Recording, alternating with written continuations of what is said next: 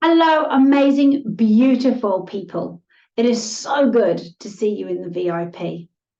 And today, I'm so excited about deep diving, taking you guys to the next level. So that we've discussed all about problems and promises, or it might be obstacles to opportunities, or outcomes that we're looking for, or troubles into that triumph. And it's like what we focus on expands. So we're wanting to focus on obviously the promise and the win and whatever it is. We don't want to be putting our attention onto the things that take us down. We really want to be taking the high road at all times.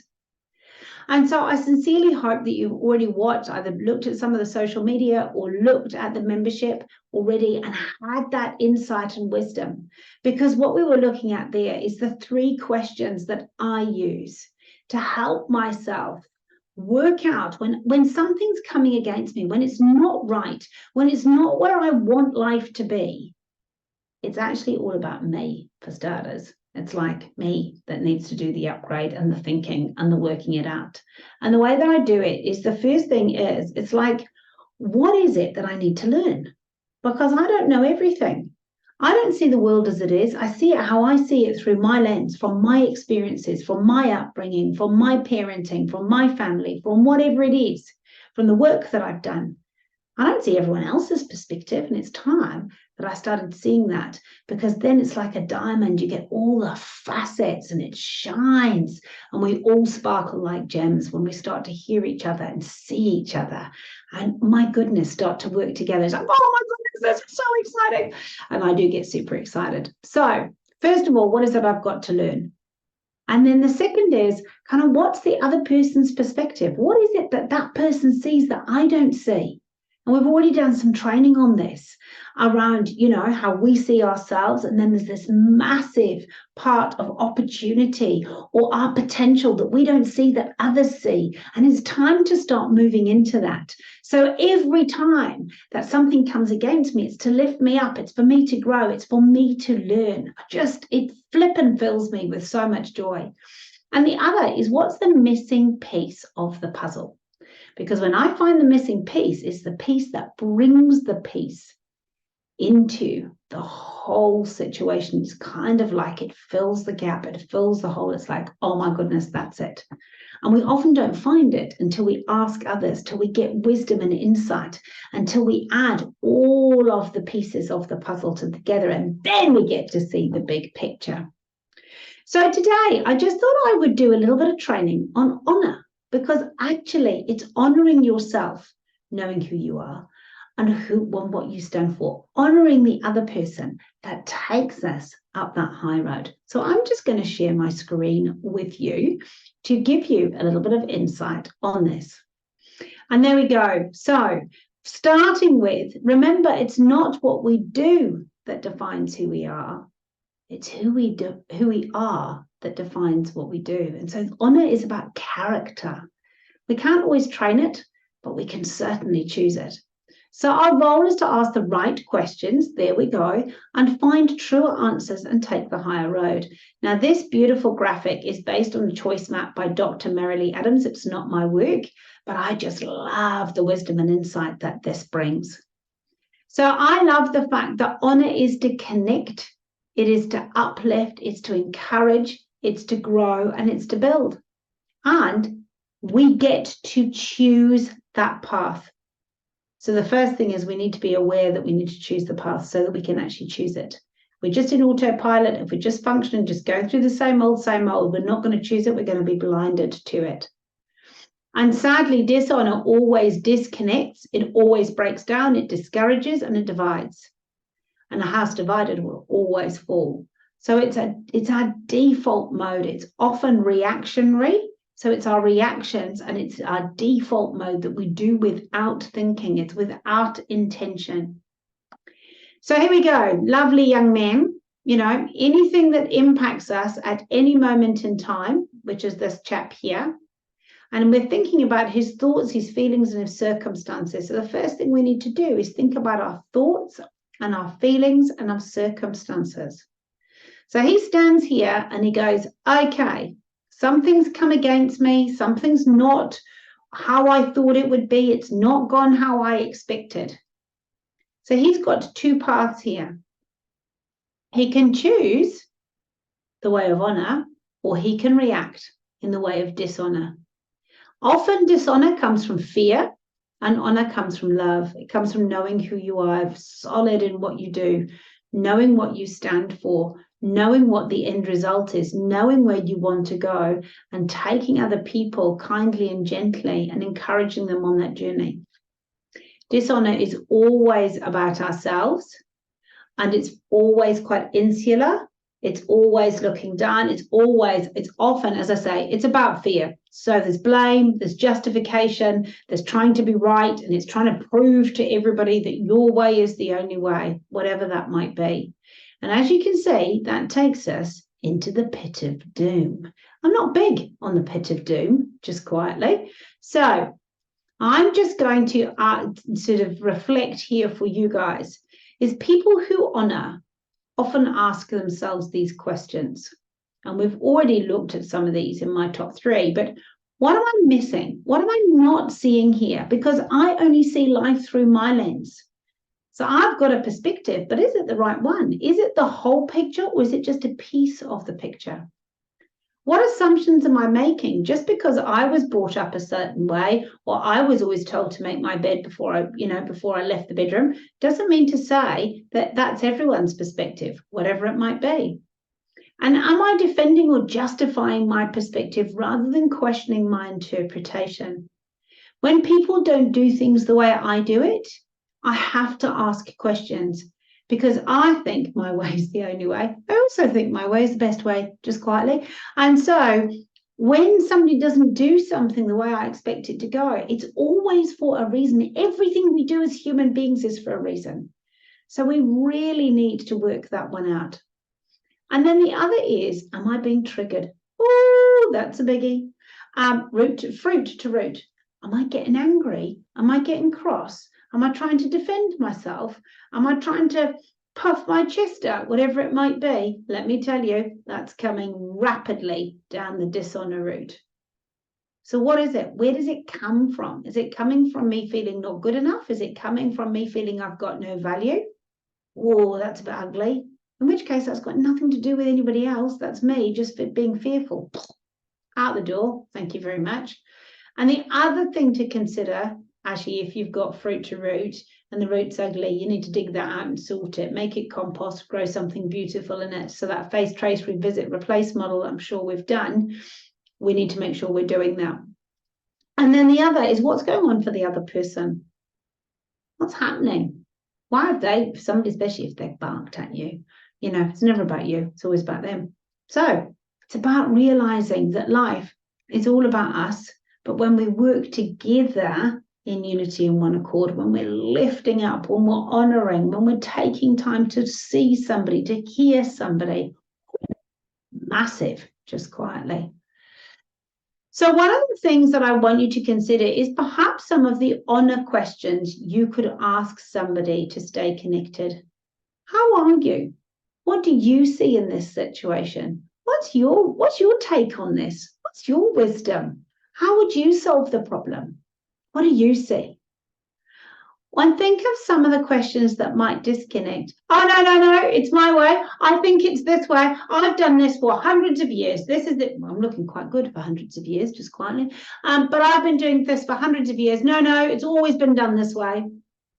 Anything. So you need to think about what lifts and empowers and engages when you're questioning and asking questions, and what makes people withdraw or disconnect, because when you withdraw or disconnect, it's always about fear and dishonor. Here's my checklist. And these are about perspectives, because of course I'm all about perspectives.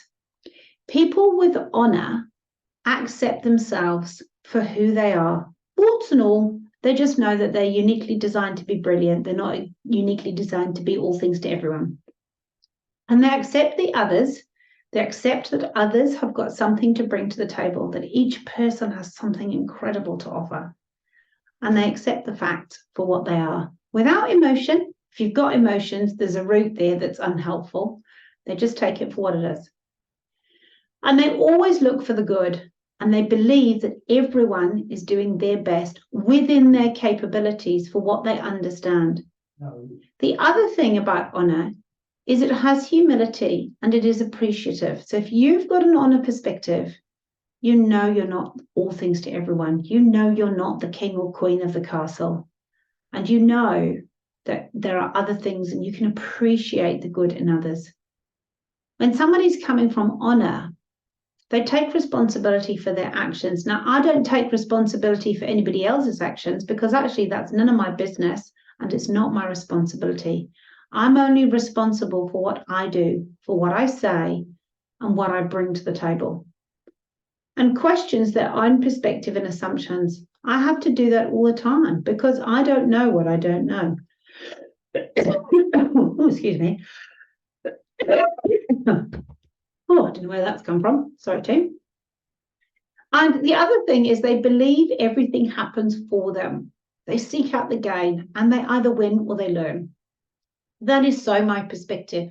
I don't like things coming against me. I wish I didn't have to learn these things, but it's so cool when I do.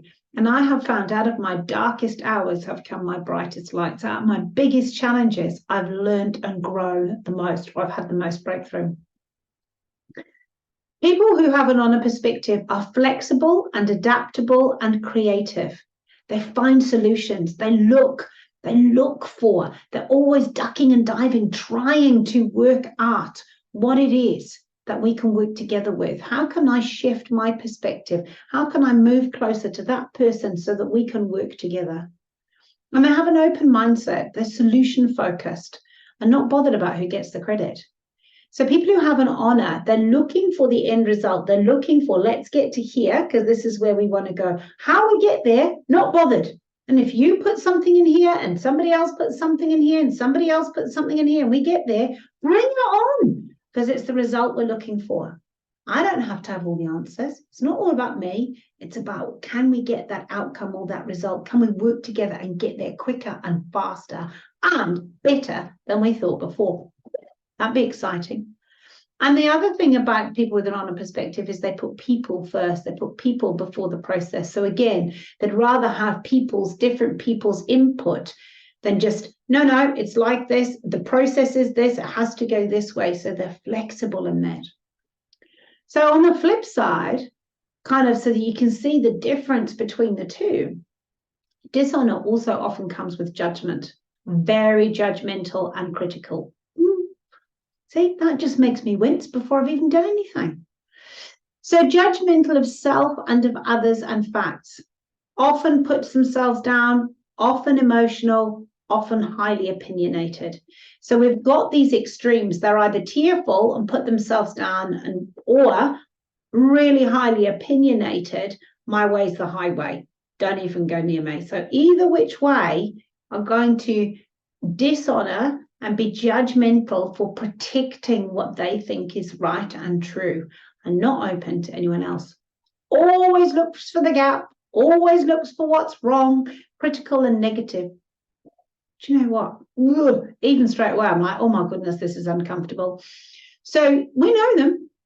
We know people who are gossipers, who want to just focus on what's wrong, don't want to find a solution, just want to wallow in the pit of doom. Remember that graphic? Revolting. Anyway, have a fixate mindset. It's my way or the highway. My way is best. That's it. End of story. I might have a little bit of a fixed mindset around folding the washing or hanging the washing out. It's just one of my little things. But anyway, can work on that. And then it doesn't take responsibility, blames and justifies. They'll often say, you didn't do that, deflecting from themselves. Or, oh, well, that was your fault because such and such. And there's always a reason. There's multiple reasons why they say they'll find excuses, they'll justify their action, and they'll blame others. And they defend their opinions and assumptions. No. It's because of this. Every time, this is how it works. This is what I do. This is why I do it. It's all me. I. Again, defending. And then everything happens to them. They focus on the gap. Mistakes are bad. Like, oh my goodness, I'm a failure. Oh my goodness, it's a revolting place to live.